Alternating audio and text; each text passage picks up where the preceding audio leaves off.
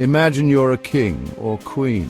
You are draped in silk and gold, master of thousands. But your people turn against you. Monarch rule equaled wealth, honor, and divinity, but foes, treachery, and death awaited the majority. Let's take a brief look back at some of the most bloody beheadings of the medieval royal variety. Stay with me, friends, because it's going to get dark. Let's begin with Mary, Queen of Scots.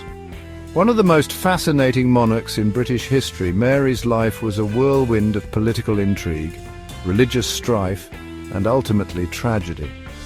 Mary was a Catholic queen in a Protestant country, and her very existence was a threat to her cousin Queen Elizabeth I, aunt of England.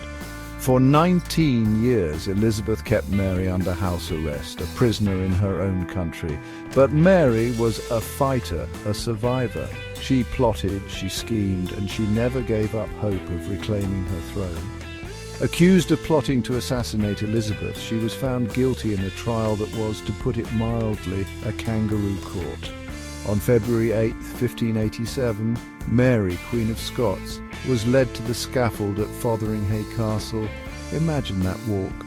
The cold stone walls closing in around her, the whispers of the crowd, the ever-present knowledge that her life was about to end. She wore a crimson-red petticoat, the hue of Catholic martyrdom. She knelt, and the executioner lifted his axe. The first strike was wild and landed on the back of her head. The second strike nearly beheaded her, but left some tendons behind. The executioner had to hack at what remained of the flesh with his axe. When he finally held up her severed head for all to see, her wig fell off, exposing her greying hair, a world away from the young queen she once was. Mary's death sent shockwaves through Europe. The fall of Edward II is a medieval tragedy.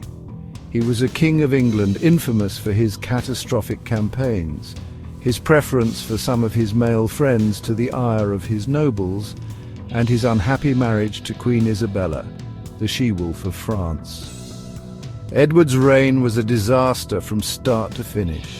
He was a weak and indecisive ruler, easily manipulated by his favourites, and unable to control the powerful barons who ruled their domains like kings in their own right. His military campaigns were disastrous, culminating in the humiliating defeat at Bannockburn in 1314, where he was soundly defeated by Robert the Bruce and the Scots. His queen, Isabella, was a formidable woman, and she quickly grew tired of her husband's incompetence and his blatant favoritism toward his male courtiers. In 1326, Isabella, along with her lover Roger Mortimer, invaded England, deposed Edward, and imprisoned him at Berkeley Castle. Edward's death, shrouded in mystery and whispered rumours, is one of the most notorious, the most horrific royal deaths in history. The official story is that Edward died of natural causes while imprisoned at Berkeley Castle, but rumours persisted, whispers of a far more sinister end. Edward, according to these whispers, was murdered on the orders of his wife Isabella and her lover Roger Mortimer. Edward's murder did serve to reinforce the fact that no one, not even kings, was immune from actual medieval brutality. And Chapter 3, Louis XVI, the fall of a king, the rise of a revolution, on to the French Revolution, because no compilation of royal assassinations would be complete without mention of the decapitation of King Louis XVI. Louis XVI inherited a kingdom on the brink of collapse. France was deeply in debt, the result of extravagant spending by his predecessors and costly involvement in foreign wars.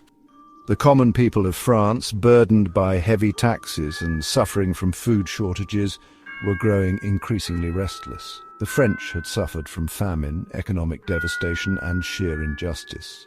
The monarchy could afford to bide its time when revolutionaries overran the Bastille in 1789. But the revolution was not to be denied.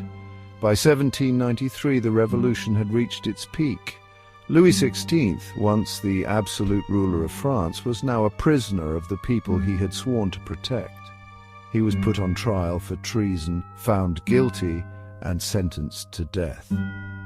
On a cold January day in 1793, Louis XVI was led to the guillotine in the Place de la Révolution.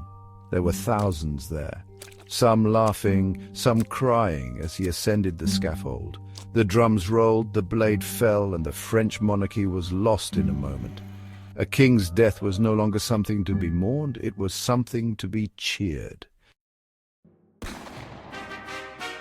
Chapter 4, Richard III, Death on the Battlefield. Not all royal deaths and cold-blooded murder. Some kings met their end on the battlefield, their crowns rolling in the mud and blood. Think, for example, of Richard III, the final Plantagenet King of England. Richard III, marked by suspicion, intrigue, and war. He was a controversial figure, accused by his enemies of being a tyrant and a usurper. His reign was dominated by the Wars of the Roses, a brutal dynastic of York and Lancaster for the throne of England. Richard's end came on August 22nd, 1485, at the Battle of Bosworth Field.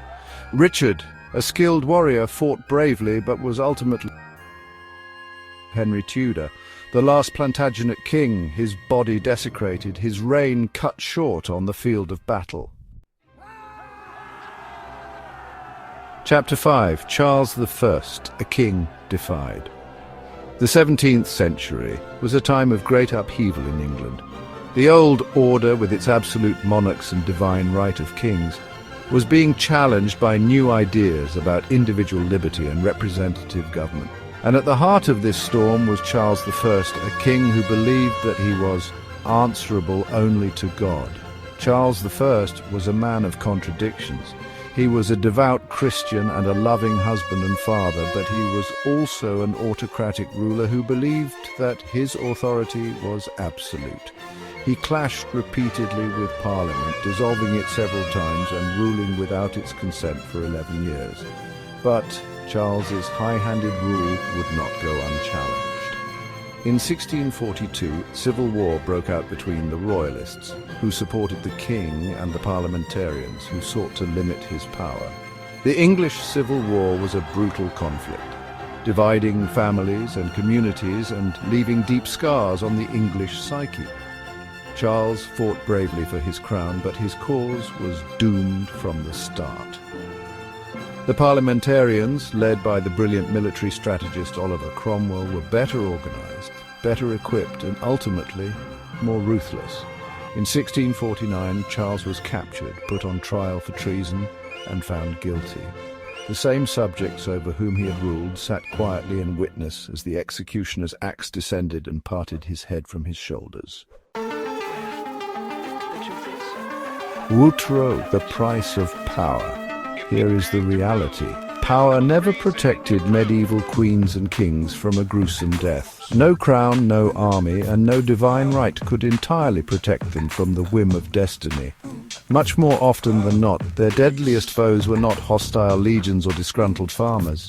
No, betraying them were men who marched in step with them, dined in the same company as them, and swore themselves to them in service.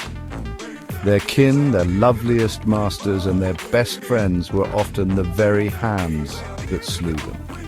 If you enjoyed this trip into history's most horrific royal deaths, don't forget to like, subscribe, and hit that notification bell. Thanks for watching, and I'll catch you in the next one.